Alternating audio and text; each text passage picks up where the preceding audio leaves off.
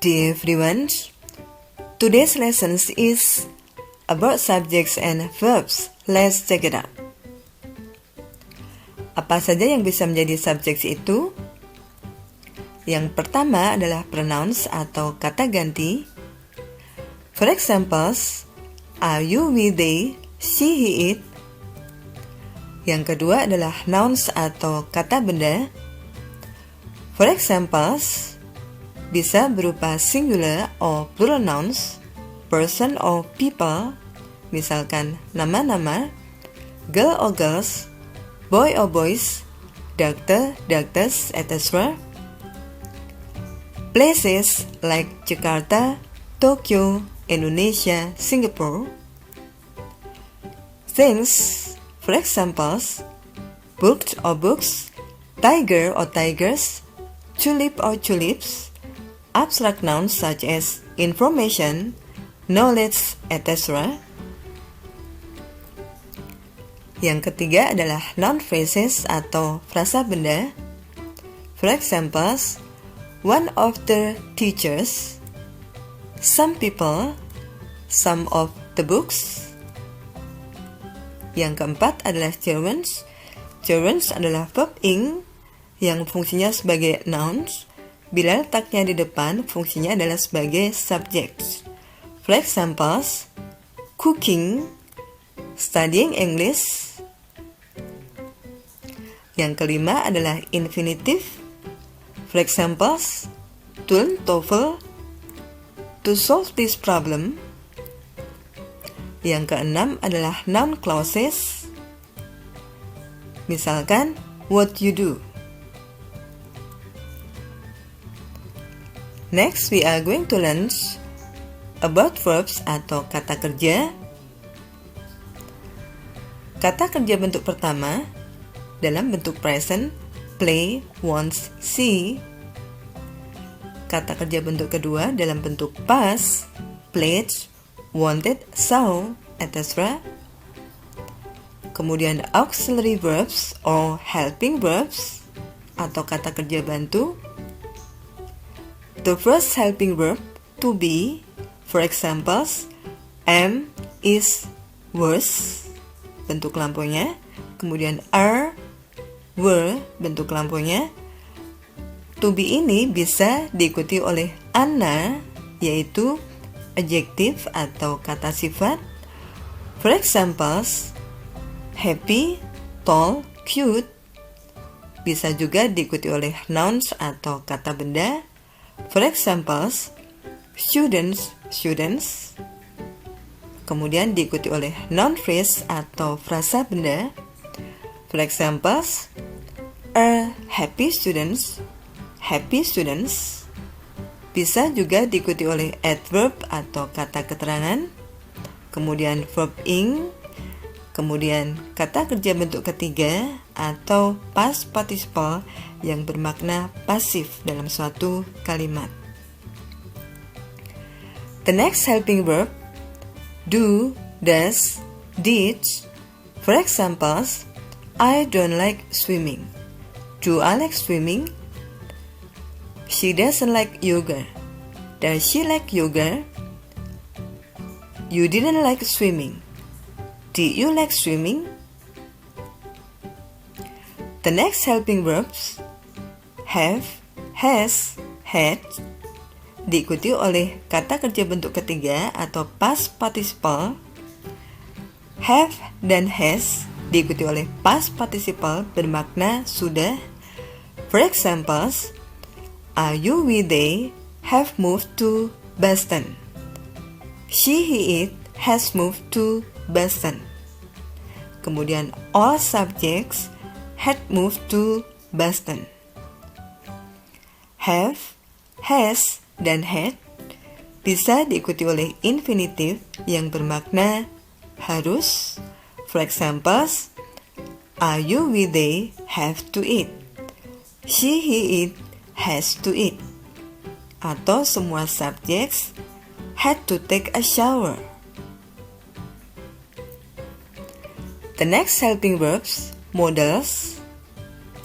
For examples, will bentuk lampunya would, can't, could, may, might, must, etc.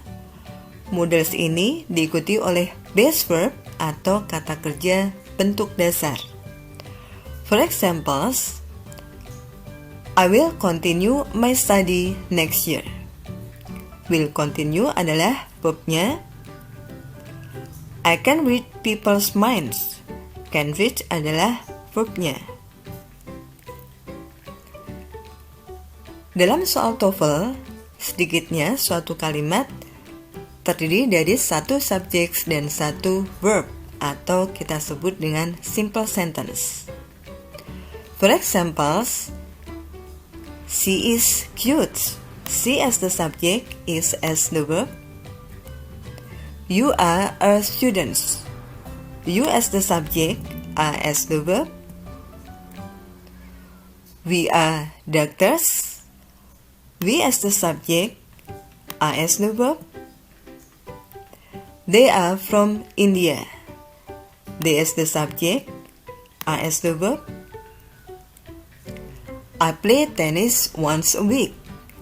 I as the subject, play as the verb. Tennis as the object. She plays badminton every Wednesday evening. She as the subject, plays as the verb. Badminton as the object. They learned Chinese in 2015. They as the subject, learns as the verb, Chinese as the object. They have done their task since this morning. They as the subject, have done as the verb, their task as the object. Learning English is fun. Learning English as the subject, is as the verb. To learn TOEFL is your purpose. To learn TOEFL is the subject, is as the verb. We must listen to the others. We as the subject, must listen as the verb. What you do is important for your future. What you do as the subject, is as the verb. Problems with subject and verb in skill 1. Beberapa permasalahan yang ada dalam skill 1 ini adalah the subject is missing, subjeknya tidak ada. The verb is missing, kata kerjanya tidak ada. The subject and verb are missing, subjek dan verbnya tidak ada. Double subject and verb in the sentence. For examples, blah blah blah was swinging continuously for hours. Apakah jawaban yang tepat? Seperti yang telah kita pelajari, setidaknya kalimat itu terdiri dari satu subjek dan satu verbs. Dan di sini sudah ada verbnya, was swinging. Berarti tugas kita adalah mencari subjek yang tepat. Loudly bukan subjek, in the morning bukan subjek, kemudian the phone and the bells, ini adalah noun phrase yang bisa berfungsi sebagai subjek. Dan di sini ada was ringing, ini adalah verb untuk singular nouns, berarti jawaban yang tepat adalah C, the phones. Kalau jawabannya the bells, mestinya verbnya adalah were ringing. So C is the best answer. The next example, newspapers, blah blah blah, every morning and every evening. Newspapers sebagai subjek, dan di sini belum ada verbnya, berarti tugas kita adalah mencari verb. Yang manakah verb yang tepat? Delivery bukan verb. Delivered bisa menjadi verb. kemudian on time bukan verb, kemudian regularly bukan verb. Berarti the best answer is B, are delivered.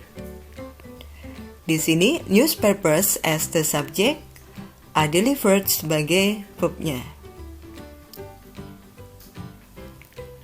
The next example, the planes blah blah blah landing at the airport in 5 minutes. The plane as the subject, dan di sini sudah ada landing. Berarti tugas kita adalah mencari helping verb. Yang manakah helping verbnya? Oke, kita lihat di sini ada the planes dan it, berarti nanti double subject. Begitu juga yang B, the planes dan it double subjects. Kemudian the planes is descending, landing, tidak tepat. Berarti the best answer is D, will be landing. The plane as the subject will be landing as the verb. Thank you for watching. I hope you can learn from this. Keep practicing because practice makes perfect, and see you next time.